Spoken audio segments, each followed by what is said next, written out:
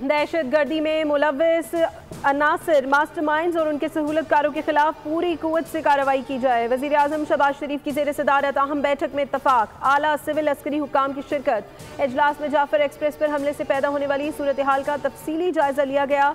कौमी दाखिली सलामती को यकीनी बनाने के लिए अहम फैसलों की मंजूरी दी गई। वज़ीर आज़म को दहशत गर्दों के खिलाफ जारी ऑपरेशन की तफसीलात से आगाह किया गया।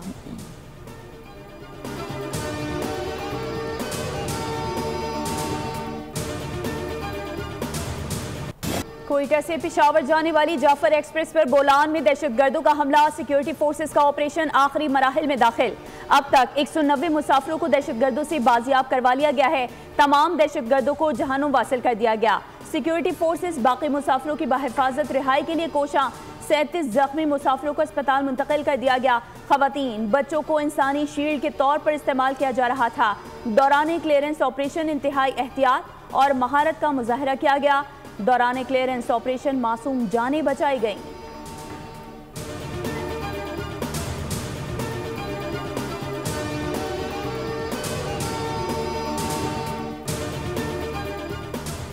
जाफर एक्सप्रेस पर हमला नाकाबिले बर्दाश्त है, सख्त कार्रवाई की जाए। वज़ीर आला बलूचिस्तान की ज़ेर सदारत अमन पर आला सतह के इजलास में हुक्म। सरफराज बुगटी ने कहा, दहशतगर्द 1 इंच पर भी काबिज नहीं रह सकते। असम्बली में खिताब में कहा, दहशतगर्दों के खिलाफ लड़ाई को समझने की ज़रूरत है। जंग के भी कोई उसूल होते हैं। बलोच तारीखी दलेरी से भरी हुई है। ये कौन सी तारीख है कि ट्रेन पर हमला करें, मासूमों को शहीद करें।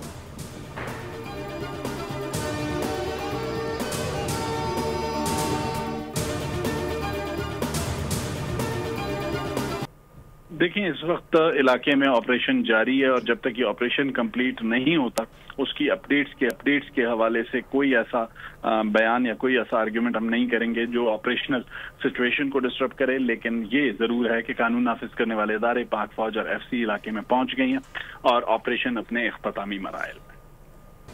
जब तक ऑपरेशन मुकम्मल नहीं होता इससे मुतालिक कोई बयान नहीं दे सकते। कानून नाफिज करने वाले इदारे पाक फौज FC इलाके में मौजूद हैं। ऑपरेशन अपने इख्तितामी मराहिल में है। तर्जुमान बलूचिस्तान हुकूमत की बोल न्यूज़ से गुफ्तगू कहा, ऑपरेशन में अब तक बाजियाबियों की तादाद 200 के करीब है। इससे ज्यादा तफसीलात मैं नहीं बता सकता।